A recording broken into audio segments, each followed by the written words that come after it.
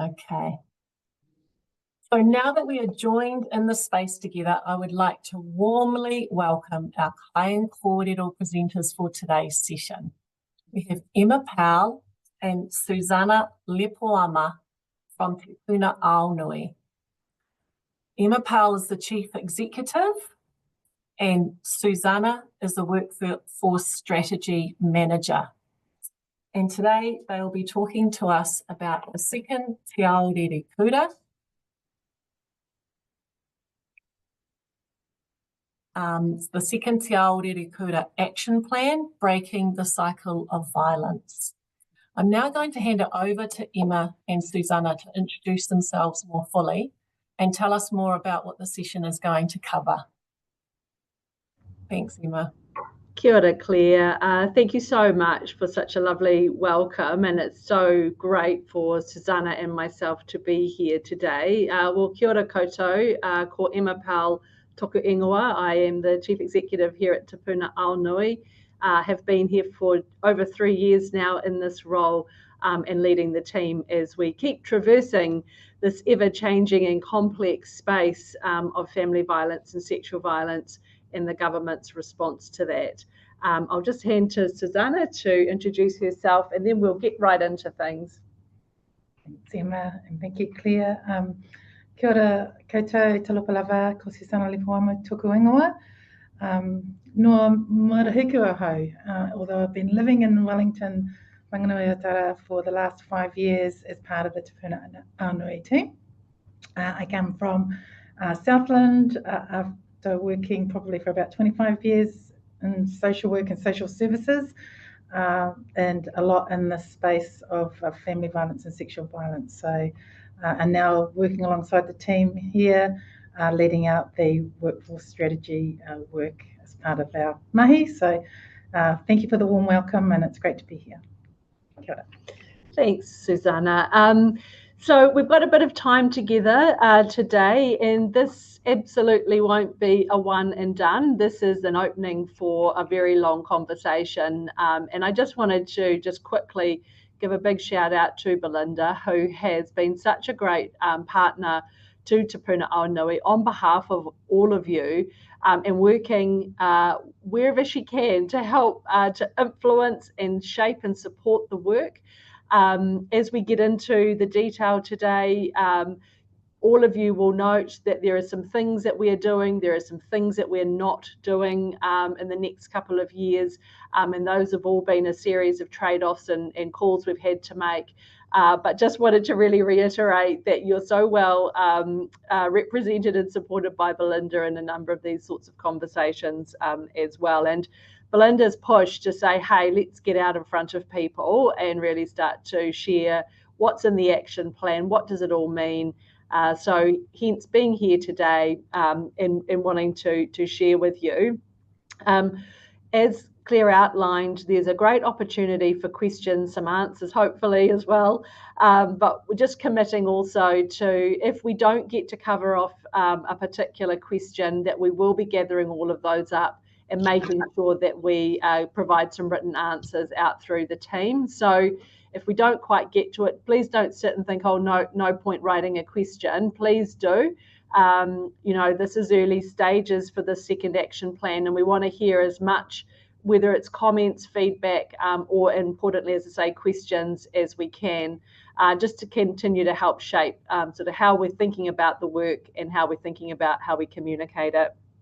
I'm really thrilled to have Susana here with me today because, you know, this takes many, and Susana's area at Te Puna Aonui, really represents what I call a steel thread that runs all the way through our work, which is the workforce, and that is you, and that is the organisations that you either work in or lead or represent. And there is no plan, there is no intervention, there is no service, and there are no outcomes without our workforce. And so wanted to really make sure that we could touch into some of the areas that we're continuing to progress through our workforce mahi as well. So we're going to crack in. Claire is ably going to ding us through our slides. And so I'll give her the nod, or I'll even say ding if that's helpful, to help things move along. So we're just getting those up on the screen now. Awesome. All right, we can move one along.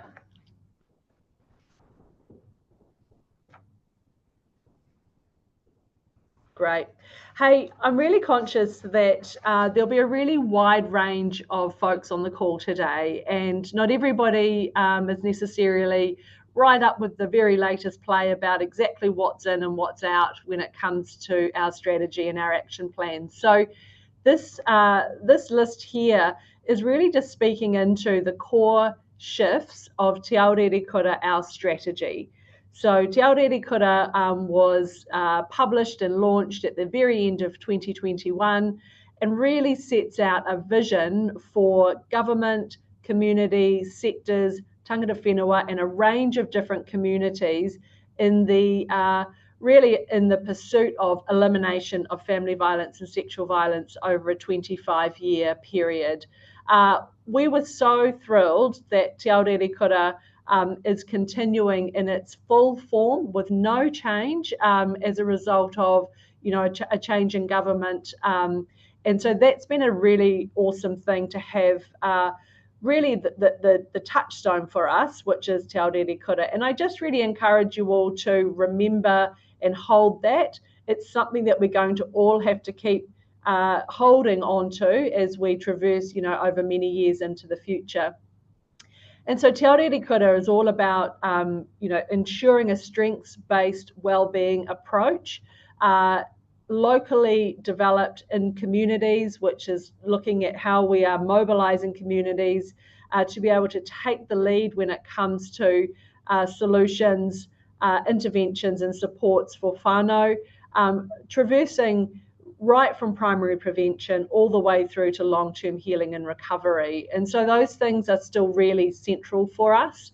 The workforce, as I said before, is I call it maybe it's a golden thread, a steel thread that runs all the way through. And we're continuing to build not just our workforce capability, but capacity.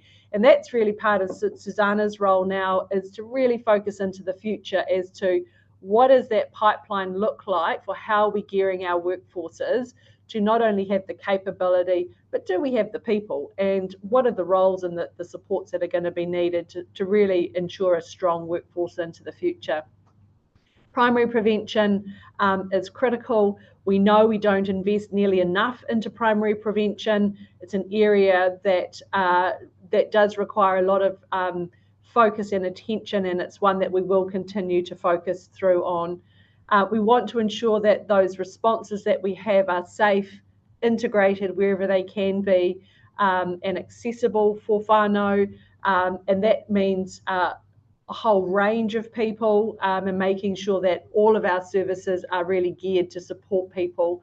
And then starting to really understand what true healing looks like. Healing doesn't necessarily always take the form of, someone can't hear. I will ignore those notes and let you guys do your magic behind the scenes. Understanding that healing doesn't always take the form of a service per se, and we need to start to understand what real healing looks like in all its forms. All of these shifts are well supported by learning and monitoring.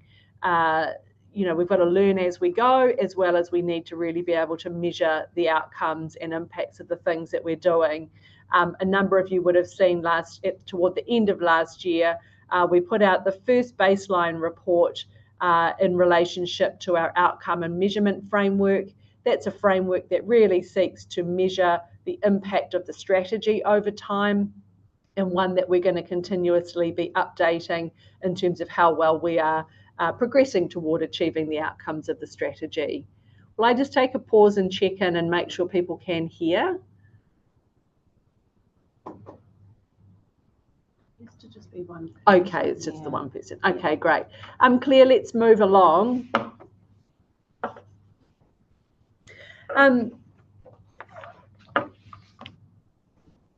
just to give a really brief bit of context to how we have traversed, particularly last year, the development of the action plan.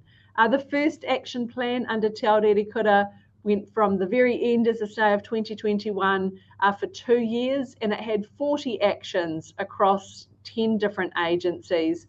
We got a lot of feedback that said you were trying to do too much all at once. It was confusing, and did we really go deep enough into some key areas? And so taking that feedback on board, obviously navigating a change in government, we have a new minister, and starting to understand what the various priorities are. So last year was a real year of navigation and trying to, I think, ensure that ministers, agencies could all get on board with the 7 key priority areas that I'm going to step us through next. Importantly, last year, some government targets were set. One in particular has a real place for us, which is the reduction of violent offending, and that's measured through the reduction of victimisation. And so that's really important to us, measured through the Crime and Victim Survey, and does touch into family violence and sexual violence as part of that measure.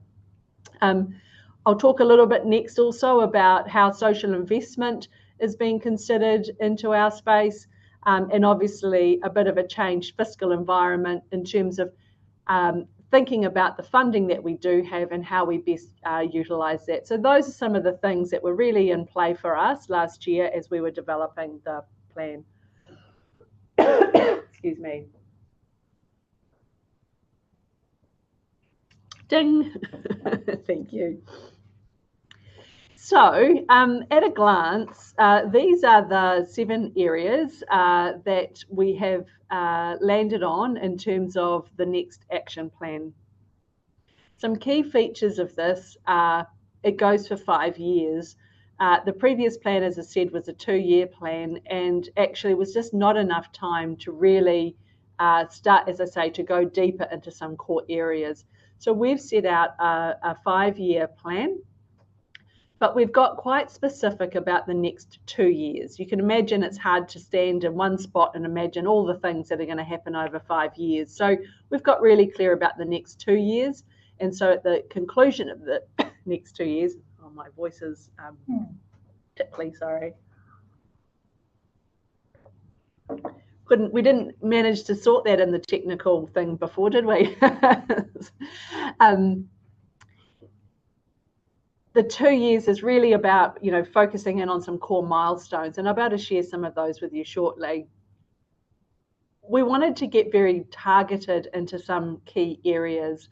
Keeping people safe is all about our work into localities or communities through a regional approach, and ensuring that our multi-agency responses are working well. Stopping people who use violence. We know that there was not enough, and particularly enough of a dedicated focus in the last action plan around stopping violence services, programs and supports. And so we have a key focus area on that. Dropping down there, our investing and commissioning well is really the thing that seeks to try and tie everything together. We have heard for so long how the contracting and commissioning gets in the way of really delivering innovative and community-based and community-led approaches. So we're wanting to get really clear about what that better commissioning looks like. So those 3 key priority areas are the ones where government agencies are really needing to come together as a collective to make change together. The remaining blue areas are the ones where agencies are going to continue to take action, but over this next couple of years, we'll be monitoring that, but we're not going to be coming together and driving that with the board and ministers per se. We'll be monitoring it, but the big key 3 ticket items for us excuse me, is around the multi-agency stopping violence services and the investing and commissioning well. I'm just going to take a happy pause here and just invite Susana to talk a little bit more about the strengthening our workforce. It's in the blue, but it actually is very much a focus of the 3 other areas. And so I'm just going to hand over to Susana now to talk a little bit about that. Thanks, Emma. Thanks. I think that the strengthening our workforce is really drawing from Te Aorerekura and the first action plan, which talked about moving towards a person and whānau-centred approach to looking at family violence and sexual violence response, prevention and healing. And the first 2 years, we really wanted to understand what is the work, what is a response to family violence and sexual violence?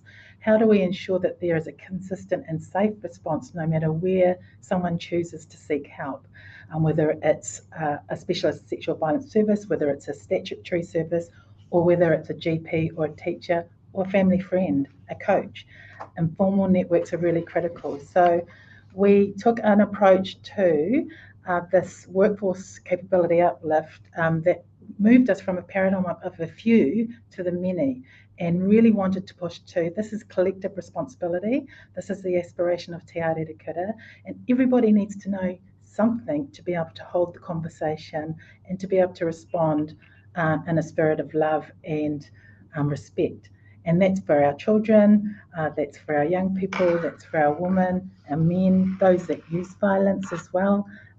This is something that we have recognised that we all need to be able to share in terms of knowledge about how to recognise and respond and then refer to specialist services. So it's an aspirational shift towards workforce and organisational capability, and it will take the whole time that Te Aorerekura, is running. So it was naming what the work is and naming what the knowledge and skills are, and importantly, also naming the organisational standards and policy settings and support that is required to be able to sustain workforces, to be able to sustain workers, and to be able to clarify what's needed for the role and responsibility that workers have in each organisation.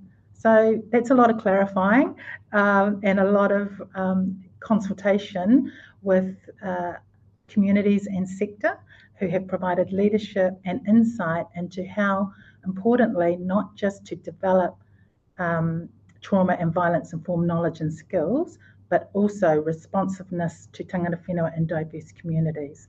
So that's where it sits into shift 3. The skill is about the trauma and violence informed knowledge and skills developing over 4 levels. And the cultural competency is about increasing our responsiveness to those that we know are disproportionately impacted by family violence and sexual violence. We are also at the heart of our capability frameworks really focused on a victim-centred lens, a whānau-centred and particularly children-centred perspective. So it's a big ask to actually be able to be inclusive and make sure that we can have a pathway to respond to all of the needs, but that is our commitment and that's where we've started. So those frameworks were launched in 2022 after Te Aorerekura, and we're still working on more frameworks that will clarify what the work is and what the knowledge, skills and organisational capability is. And we know that that's critical for keeping people safe as well as for working with people who use violence. Great. And Susana's got a very tough job this year and next year because we've committed to training 10,000 frontline statutory workers against the frameworks. And so we're really starting to gear up with agencies, government agencies, about their commitment to adopting the E2E and the SOS frameworks, which lays out those capabilities as Sana has outlined, and really starting to work with them to match their training and development of their frontline to those frameworks. And so we're off, and it's great to have set a target because it means that we can really start to build toward that as well. Claire, we might move to the next slide. And so that first area, as I said, which really does hold a lot of the program together, is thinking about investing and commissioning well. And I know you all would have heard a lot over last year and into this year about social investment, and really trying to unpack what does that mean, there are lots of different definitions and different elements to social investment, and there's quite a bit that's still being worked through across government to better understand that. We know, though, that there are some elements there that we think are really important to the work that we do. One is getting really, really sharp on the kind of outcomes that we're trying to achieve through any service program initiative that's being funded. Using better evaluation approaches and understanding of evidence. And again, that's not always the traditional ways in which we've seen evaluations be done in the past. There are so many different ways that we can gather up whether something is making a difference or not. And determining who decides that is really key for the kinds of services and the changes that we're talking about. We want to make sure that all of the right elements of the system are being funded and supported and held up to perform their various functions. We have quite a range of different elements to our system. We've just touched on, the essential and enabling the workforce capability, but there are other things such as information sharing. We have direct delivery of services. There are community mobilisation and networks that seek to kind of bring everything together. We have our multi-agency responses, as well as a whole host of other counselling, mental health and other support services, and the interface with the justice system. Like, it goes on in terms of that scale of the system. We want to ensure that we are understanding all of those moving parts, and part of that is really understanding where is the funding, where does it go, and therefore is it going to best value, and can we seek to really determine that. In my mind, you can't have good investment without good commissioning, procurement and contracting. As we went out, particularly around Te Aorerekura and understanding what was necessary for change, that commissioning done well ultimately can unlock, I think, better service delivery, better flexibility, tailored approaches and ways of working that I think we've all just, a number of us can do it in the arrangements that we have today, but so many of us are very constrained by that. And so we're really looking to see how we can unbundle things and better support commissioning approaches that are central for family violence and sexual violence. Today, that happens across multiple agencies, multiple funding streams, and a number of you are operating with multiple contracts to different masters and with different reporting sort of frameworks. And so we are looking to see how we can better streamline that. In terms of the things that we will do, obviously the first part is to really review everything and get a good handle on where it's at. And you would say, Emma, can't you just push a button back there in Wellington and work out what all of that is? And it turns out you can't. I wish I could. But getting all that visibility from agencies about what's out there and then what's coming up and how we can start to shape things. We want to really focus into our multi-agency responses and all of the services that support those, as well as I said before, those stopping violence services. At the moment, we have stopping violence services funded across 3 major agencies, MSD, Arupatama and Justice. And we reckon there's an opportunity to start looking at that together, noting a number of those are court-mandated programs and attached to a justice pathway. But we do think that there's some real opportunity there to start to understand how those programs can come together. Similarly, to better understand what works and what doesn't work. So those are some of the things that we are targeting there in the investing and commissioning well. Ding.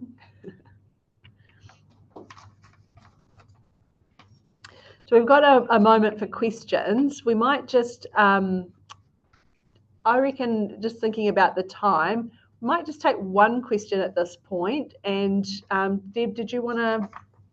Yeah, we have a question. We do have a question about sexual violence frameworks and the fact that they haven't been published yet. A question about whether it would be helpful for the workforces to understand the differences and/or similarities between family violence and sexual violence.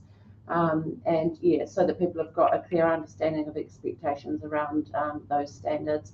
And also, will there be training modules developed so that there's consistency in professional development across different workforces? Cool. Great question. And yes, the answer is that we are at the moment developing sexual violence frameworks. Absolutely, we do recognise that there is overlap, but there are nuances specific to family violence and sexual violence capability. And so we are hoping to publish the sexual violence mid-year and have been working on those for over 18 months. So it's quite a significant journey to be able to develop frameworks that actually have the wide reach that we are intending for them to have, both in capability building and capacity. So absolutely, one of the pathways and one of the things that we've been using the frameworks, the family violence frameworks for, is as a benchmark to what the current training is. Emma mentioned before, we have a 10,000 target.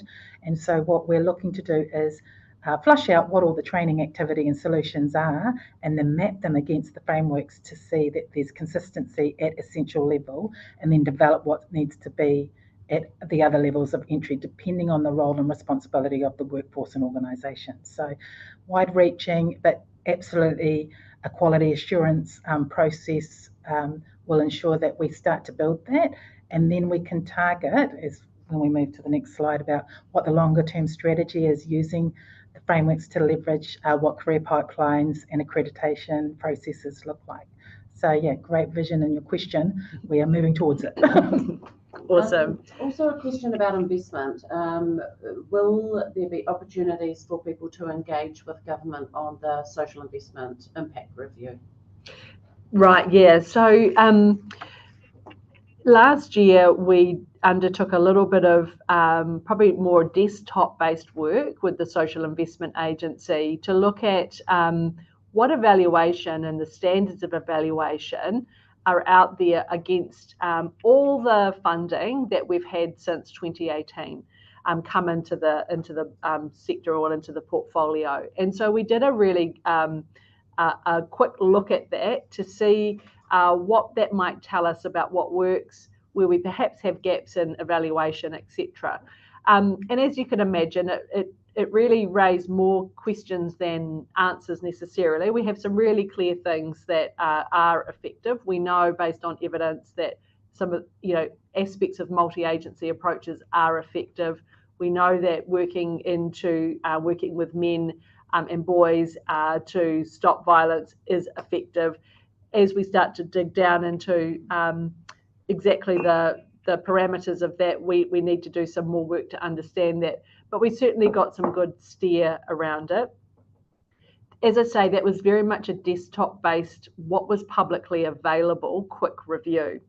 As we start to shape up, now that we have the action plan agreed and that we are having this focus into investing, looking at what's effective and understanding sort of where that might help to shape our decisions going forward, we absolutely want to do that in partnership with the sector and starting to understand that, because as I said before, I think what we've found through doing that desktop-based review is you only know so much, say, through a formalised report. There'll be a whole lot of other things that people know out there to better understand what's working and what's not, and improved ways of evaluating that as well. So very keen to work with others as we step forward. One of the things that we obviously have to also do is find alignment with what the Social Investment Agency are doing in terms of their approach to social investment. That needs to be something done in concert with other agencies, and we're no different to that. So what we're trying to do at the moment, just making sure that we're really aligned in those approaches and starting to bring that together. So there's possibly a bit more to be done back here before we're ready to come out more with sector and partners around some of those approaches, particularly to that investing and commissioning. At the moment, we're sort of getting ourselves sorted a little bit in the back office. Claire, let's keep moving. I'm so conscious of time. You might have to have us back at another time. Or maybe there's a stream at the conference we could do. So in terms of keeping people safe, this is really a big power of work that's going to take a number of us, not just in government, but right across the country. And this is really getting much sharper and clearer about the elements that are going to make our multi-agency responses work much better, more consistently, and to start to fill some of the gaps that we have across. Now, you know, different regions, different localities are doing things differently, and that is all good, except that there really does need to be some standardized and consistent practice when it comes to things like risk assessment, how we are ensuring that risk assessment is completed and done in a way, and that we are, as Susana said, really focusing our workforce capability and development into supporting that, making sure that each of our localities, and we're targeting 12 over the next 2 years, to start to build what we're calling system improvement plans. So that's coming in alongside, working together to say, what have you got in place? What do you need to improve? What do you need from government and agencies to help enable and support you to do that?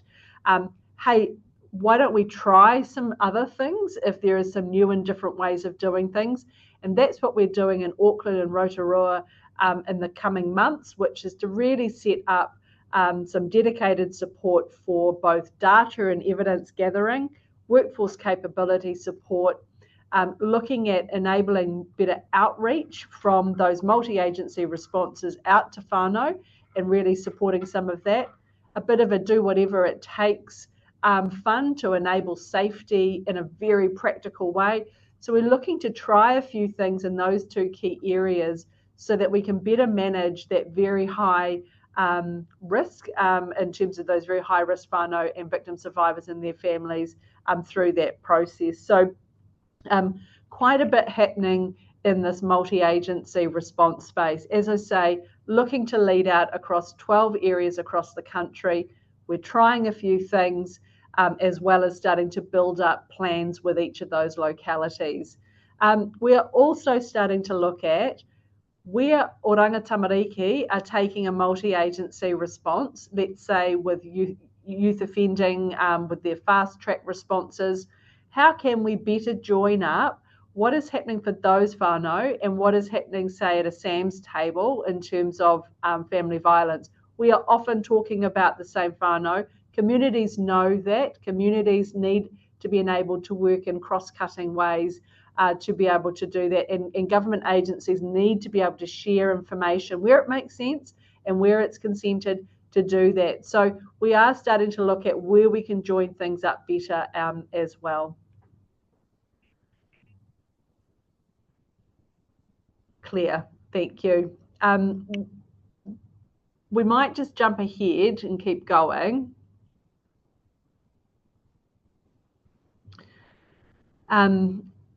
Just briefly on this, I think it's important just to note these 2 key pieces. One is around, as Susana has said, developing guiding frameworks to enable and support particular aspects of practice, and risk and safety practice is one of those. And you heard me just talk about that before. We know across the country this is done in lots of different ways, if done at all in some of these settings. And so we want to make sure that we're very clear about the kinds of capabilities that people need at various levels to support that. And we do have a launch of this will be coming in the next couple of weeks, so people will be able to really engage in that material. But just wanted you to know that those things are coming. The other major piece of work that we have underway is Project Whetū, which is looking at a number of you who are working in these integrated community responses will know you're operating with a system called Family Safety Service system, which is very troublesome. And we are looking to build an information sharing and data platform that will enable multi-agency working. And so that is still in the development phase right now, but we are putting a huge amount of effort and expertise to that within Te Puna Aonui right now, working across government to do that. So some big enablers to the system, which we really believe will help to drive that consistent practice, but allow for real difference in diversity where it counts locally as well. One more, we'll go for one more. Thanks, Claire. So this is the third major area of the plan over the next 2 years. And I think what I'll do is I'll just run through this quickly, and I know we're going to need to close.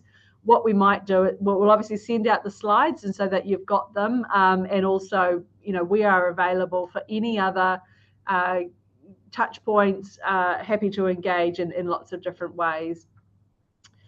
So stopping violence, a number of you would have seen Te Kupinga's call to action last year, which really called out this need for a much greater focus on perpetrators and users of violence, and not just at that service level, although it was a real eye-opener to me to really understand just the way in which government contracting has really shaped that sector, and the impact of that to how services are actually designed and delivered.